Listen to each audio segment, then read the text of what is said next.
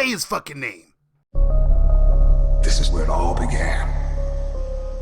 The story of Candyman. Candyman is a 2021 supernatural slasher directed by Nia DaCosta and co-written by Jordan Peele. And you know what can I say about this movie? I've been waiting so long for this fucking movie. Like, I think we all have. It's one of my all-time favorite 90s slashers, if you will. And I love the short story, The Forbidden. And you know, it's such a perfect film that whenever I heard that they were remaking it or whatever, I just thought, like, immediately, no way, this will never work. The only way to make this work would be to do a sequel to the original and kind of disregard the others. I think, luckily, that's what they did. This is going to be full of spoilers, so yeah, if you haven't seen the movie, I don't see why you'd be watching this right now. Now, the funny thing is, this movie could have easily had a subtitle, because, you know, they kind of do how Halloween, you know, the sequel, all these years later, is still just called Halloween. It's aggravating. It becomes very silly. And, you know, they did the same thing here with Candyman. It's just called Candyman. Now, they could have added a subtitle, as I said. It could have easily been called Candyman Kills White People. I swear, the amount of kills in here, there's a lot of them, and you know, they get a little brutal, but it's for the most part, it's all white people. I thought it was pretty damn funny. Now, the story plays out pretty cool. You get this kind of yuppie upscale couple, and they're in the art world in Chicago, and everything's real posh, and you know, they have these shots where you're like, damn, that's a nice apartment. Ugh. But then, you know, you slowly learn that they're in the gentrified part of Chicago that used to be like the Cabrini Green area. And, you know, that all kind of, that setup, I thought was kind of cool, how they're playing with class and whatnot right away. And it all makes for quite the ending. Well, I want to touch back on that in a minute. First off, let's get to the opening scenes. In my in the first episode of Midnight Shock, I speculated that, you know, the Candyman in the trailer with the guy with the candy with the razor blades in it and whatnot, I speculated that was just like a myth or a story. Turns out that was a real thing in this universe.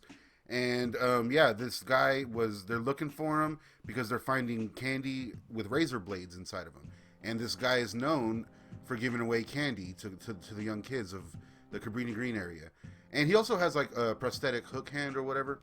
And he's just kind of a dim-witted, slow guy that, you know, doesn't mean any harm. But then they start finding, you know, razor blades in the candy, and they put it together that maybe it's this guy.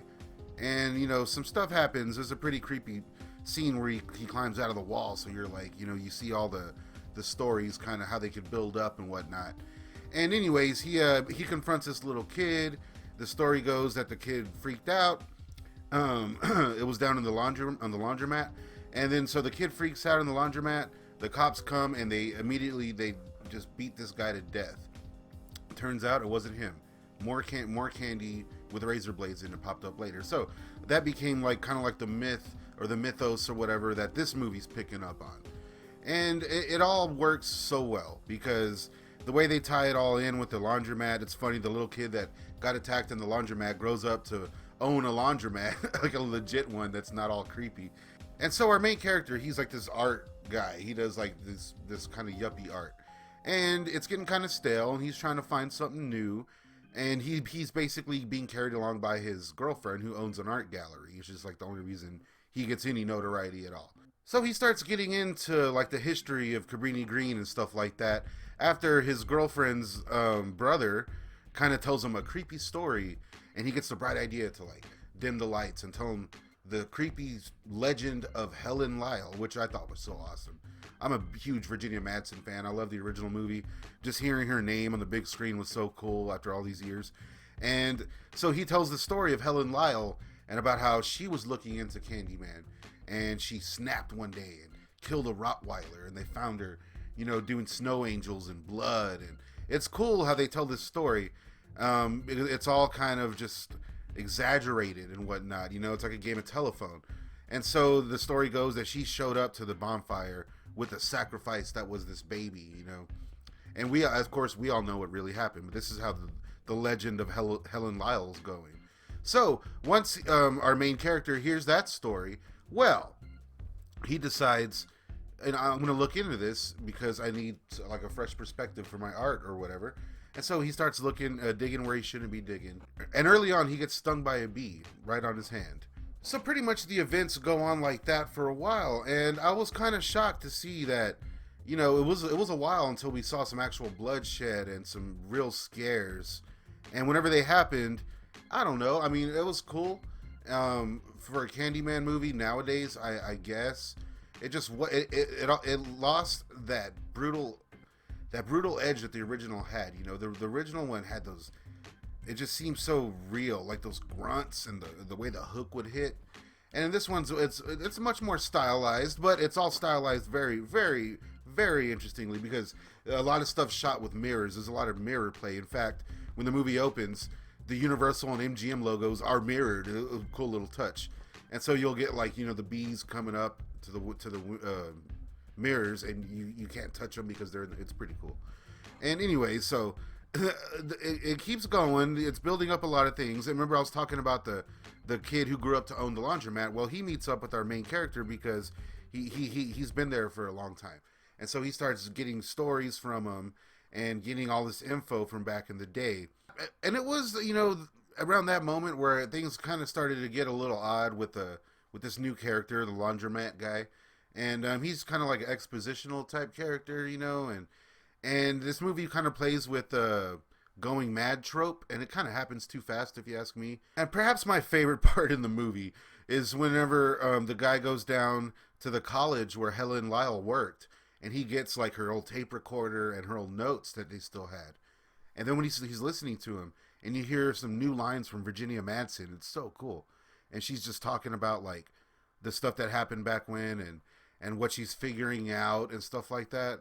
And I love it. And then, whenever they mention Helen Lyle early on, they show the events through those cool little puppets, and bam, that original score pops up. I love that original score. The score that they have for the film, it's cool, but it's nowhere near Philip Glass's score, I tell you. This movie had one hell of a twist I did not see coming. Now, we all knew that Vanessa Williams reprised her character from the original, and she was the one, who got her son taken and went missing whenever her dog also got her head cut off. And that's where Helen got arrested, and everyone thought that Helen took her baby. Turns out, the whole time this dude is ignoring calls from his mom. His mom is Vanessa Williams, and he is the baby. So turns out it's full circle. Candyman took that baby into the bonfire for a reason, and Helen kind of fucked it all up. Now laundromat guy is kind of, luring him back into the fold, bringing the baby back to Candyman. So, I won't ruin everything for you. I mentioned that he kills a lot of white people. I won't tell you how. Check out the movie, all the kills and stuff. We'll leave that. I'll leave you something to check out. But I will spoil the ending right now. He winds up getting, fully turning into, a Candyman, almost like a werewolf bite from the bee sting, It travels up his arm and through his neck, and it looks disgusting, almost like a honeycomb. And then, so laundromat guy cuts his hand off and sticks a big old hook in it, turning him literally into, the Candyman, all while they have his girlfriend tied up, being forced to watch. And, the exposition laundromat guy is like, yeah, we need Candyman. That's how this neighborhood survives, and blah, blah, blah. And it gets a little silly. It gets kind of like in Halloween with the other Loomis or whatever. It was a little silly, but then it's over right away because, he's not around too much longer after that. And anyways, the guy calls the cops, and he's like, whenever they get here and they find the killer that's been killing all these people this whole time, they're gonna kill you, make you a martyr, and then the story's gonna go. So it all happens. The cops are coming. Some stuff goes down where it's just Candyman and his girlfriend, and they're lying there, and she's holding him, and she's yelling, "Hey, help! We need to help my man here, And and boom, boom, the cops just indiscriminately shoot him, because that's what fucking cops do these days. They shoot black people, and they put this in the end of the movie. That's the finale. Candyman just gets killed real quick by some white cops. And then, they kind of manhandle the girlfriend, and I'm like, oh, okay, here's the Jordan Peele kind of woke stuff, or if you will, the conscious stuff. But here, oh my God, you can just see a bloodbath coming. It's pretty cool. And so they put her in the car, and they kind of coax her into hey, you know what happened here tonight? He had a hook, and everyone knows he was the killer now, and he came at us. That's why we shot him. So if you say that, we'll let you go. But if not, you're gonna go down as an accomplice. And so she's like, yeah, you know, I'll say whatever you want. I just want to see myself. So he turns the little rearview mirror, and then she like says Candyman 5 times. The new improved Candyman comes out, fucking everybody up, and he's just surrounded by a swarm of bees. It's awesome. I wish the kills were a little more brighter and a little more vicious, if you will. But man, this dude comes out in Candyman full effect, kills those motherfuckers, and then kind of just wanders off. He's floating around. It's awesome. And then, you know, the girl that's in the backseat of the cop car, well, her door opens up. She follows him. And this is when we get the big reveal.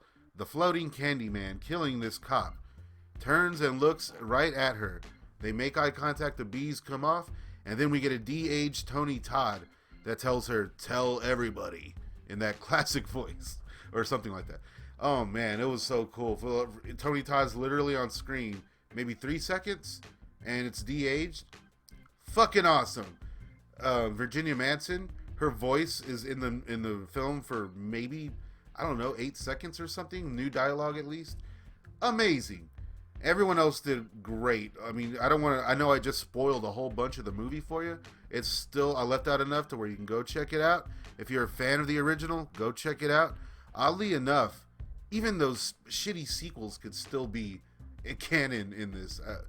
Very strange. All in all, I give Candyman, let's see, 4 out of 5. Why not? I thought it was a great time. I had a blast. It didn't get too political for me or anything like that. Everything seemed realistic enough and stylistic enough to where it mixed fabulously. The only thing I wish it did a little better was some of the kills. I wish they upped the violence a bit more.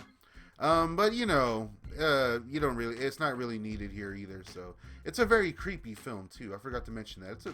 Kind of puts you on edge. It has its own sense of creepiness. It doesn't play too much off the original. I'll give it that much. So guys, that's my thoughts on Candyman 2021. I have been waiting forever for this damn movie. I really hope that they make another one and another one and another one. I want to see this keep going. I want to see it keep going. I want to see Helen Lyle come back. Why not? So yeah, be sure to subscribe, hit that little notification bell, share this video, why don't you? Thanks guys, always fun hanging out with you. This is Alex Staunch. Don't forget to rewind.